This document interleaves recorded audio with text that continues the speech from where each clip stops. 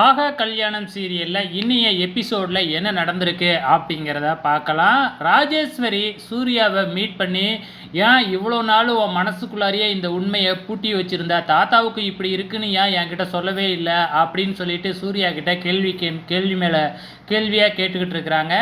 இங்கே ஒரு பக்கம் மகா வந்து பார்த்திங்கன்னா, இப்படி நடந்து போச்சு, நம்ம என்ன செய்கிறது அப்படின்னு தெரியாமல் ரூமில் உட்காந்து அழுதுகிட்டே இருக்கிறாங்க. அங்கே வர்ற சூர்யா வந்து பார்த்திங்கன்னா, எதுவுமே மகா கிட்ட பேசாமல் அப்படியே போகிறாப்புல.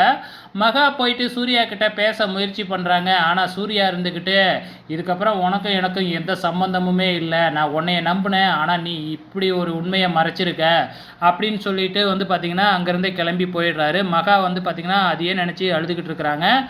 இந்த பக்கம் கௌதம் சித்ரா தேவியை காமிச்சிக்கிட்டு இருக்கிறாங்க. கௌதம் இருந்துக்கிட்டு, என்னம்மா இப்படி ஒரு சான்ஸ் கிடச்சி அவளை வெளியே அனுப்பலையே நீனு அப்படின்னு சித்ரா தேவி கிட்ட கேள்வி மேலே கேள்வி கேட்டுக்கிட்டு இருக்கிறாங்க.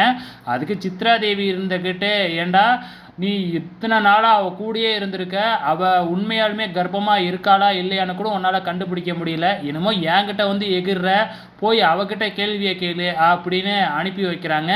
நம்ம கௌதமும் பயங்கரமான வீர மாதிரி ஐஸ்வர்யா கிட்ட போயிட்டு அப்படியே அடிக்க போகிறாப்புல. நம்ம ஐஸ்வர்யா டக்குன்னு கையை தடுத்துட்டு, இந்த வேலையெல்லாம் என்கிட்ட வச்சுக்காத அப்படின்னு நம்ம கௌதமியே வந்து பார்த்திங்கன்னா மிரட்டிட்டு போகிறாங்க. கௌதமால் ஒன்றுமே செய்ய முடியல, அந்த அளவுக்கு ஐஸ்வர்யாவோட பேச்சு இருக்குது. இங்கே மகா வருத்தத்தில் அப்படியே உக்காந்துருக்குறாங்க. நம்ம சூர்யாவோட சித்தி அங்கே வந்து நம்ம மகாவுக்கு அட்வைஸ் பண்ணுறாங்க. அதுக்கப்புறம் மகா சமைச்சு கொண்டு போய் தாத்தாவுக்கு பரிமாறிட்டு 2 பேருக்கும் டேப்லெட்லாம் கொடுக்குறாங்க. அங்கே வர்ற சூர்யாவுக்கு நம்ம தாத்தா அட்வைஸ் பண்ணுறாரு. ஆனால் சூர்யா எதுவுமே கேட்குற மாதிரி தெரியல. போக போக பார்க்கலாம் என்ன நடக்க போகுதுன்னு.